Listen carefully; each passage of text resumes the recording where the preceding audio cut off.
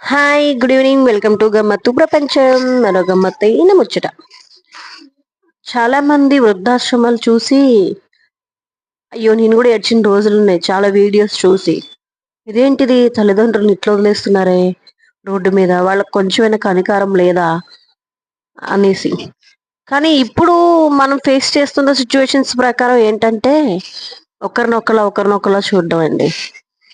ఇప్పుడు నీ దగ్గర ఆస్తిపాస్తులు సంపాదించే వయసు అంతా ఉన్నప్పుడు ఇద్దరు ముగ్గురు ఉన్నటప్పుడు నువ్వు ఒకరికి ఇద్దరికి పెడితే ఎట్లా?